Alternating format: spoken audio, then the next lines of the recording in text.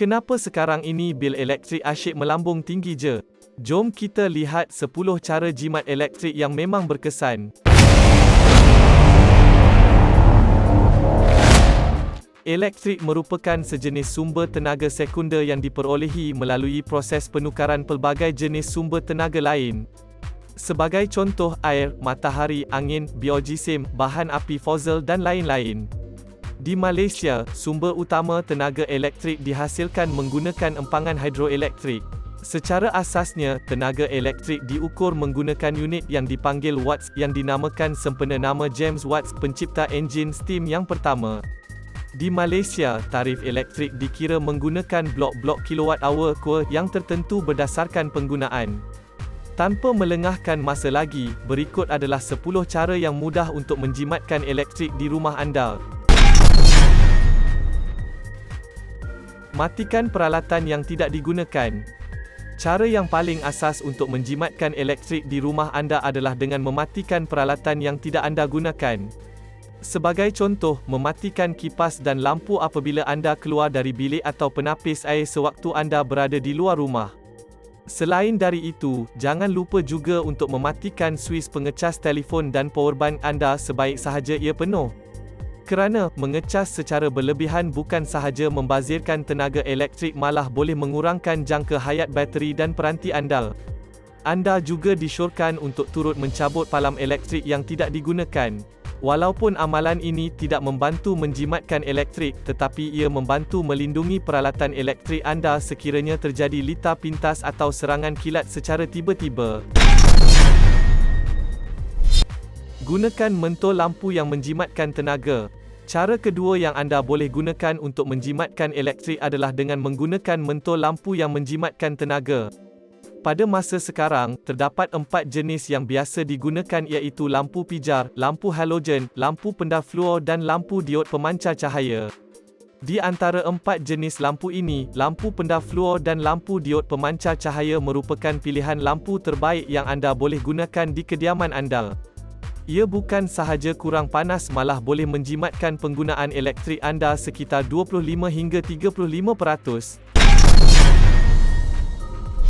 Bertukar kepada peralatan yang menjimatkan tenaga.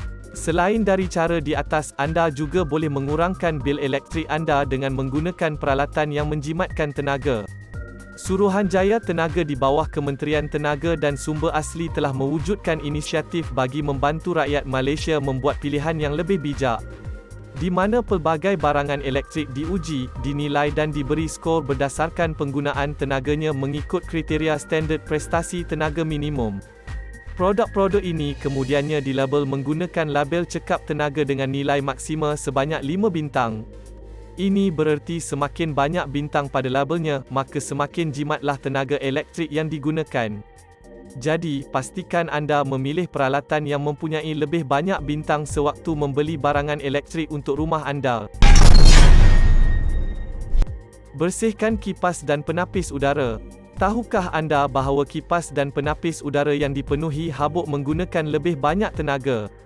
Ya, kipas yang dipenuhi habuk dengan kelajuan 3 mengeluarkan kadar angin yang hampir sama dengan kipas bersih dengan kelajuan 1. Begitu juga dengan penapis yang digunakan pada penyaman dan pembersih udara. Penapis yang kotor bukan sahaja menyebabkan penyaman dan pembersih udara anda menggunakan tenaga yang berlebihan, malah turut membuatkannya kurang sejuk dan kurang bersih. Jadi, jangan lupa membersihkan bilah kipas dan penapis udara anda dari semasa ke semasa. Kawal penggunaan alatan pemanas. Peralatan yang menggunakan pemanas merupakan penyumbang terbesar kepada kenaikan kadar bil elektrik rumah anda. Antaranya adalah seterika, pemanas air, pembakar roti, cerek dan dapur elektrik, oven, serta ketuhar gelombang mikro. Sebagai contoh, sebuah seterika biasanya mengambil masa 2 hingga 5 minit sebelum anda boleh mula menggunakannya. Dan setiap kali proses pemanasan seterika bermula, ia menggunakan tenaga elektrik yang sangat banyak sehingga ia mencapai tahap kepanasan yang telah ditetapkan. Jadi, untuk mengelakkan pembaziran berlaku, anda disarankan untuk menetapkan jadual tertentu supaya anda boleh menyeterika ke semua pakaian anda sekaligus. Ini dapat mengelakkan proses pemanasan seterika yang berulang kali dan dalam masa yang sama dapat menjimatkan elektrik anda. Kawal penggunaan penyaman udara. Seperti alatan pemanas yang disebutkan di atas, penyaman udara juga merupakan antara peralatan yang meningkatkan bil elektrik anda. Jadi, untuk penggunaan yang optimum, sila gunakan penyaman udara yang mempunyai kapasiti yang bersesuaian dengan ukuran ruang bilik anda. Elakkan dari menetapkan suhu yang terlalu rendah dari yang diperlukan kerana ia akan menyebabkan penyaman udara anda menggunakan tenaga yang berlebihan. Elakkan juga dari membuka pintu dan tingkap terlalu kerap kerana ia akan menyebabkan udara sejuk penyaman anda keluar dari bilik. Selain dari itu, sila buat pemeriksaan ke atas penebat pada saluran HVAC luaran secara berkala. Ini adalah kerana penebat ini boleh rosak dan hilang keberkesanannya disebabkan oleh peredaran massa cuaca, sinaran UV dan juga pemasangan yang tidak sempurna. Penebat yang hilang keupayaannya akan menggunakan lebih banyak tenaga untuk mengekalkan tahap keselesaan dalaman yang anda inginkan. Dan, seperti yang telah dinyatakan sebelum ini, jangan lupa juga untuk membersihkan penapis penyaman udara anda dari semasa ke semasa.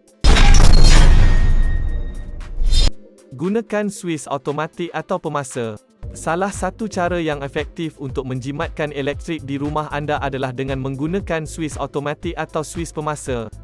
Alatan tambahan seperti ini sangat mudah untuk dipasang dan boleh didapati dengan harga yang berpatutan. Sebagai contoh, anda boleh memasang lampu yang menggunakan suis automatik dengan pengesan pergerakan di tempat tertentu seperti bilik mandi atau dapur. Ini akan membuatkan lampu tersebut hanya akan menyala apabila anda masuk dan padam secara automatik apabila anda keluar.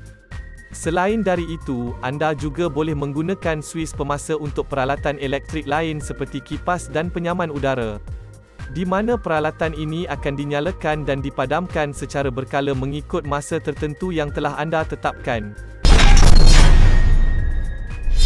Elakkan mencuci separuh muatan. Setiap mesin basuh didatangkan dengan kapasiti mengikut berat yang tertentu.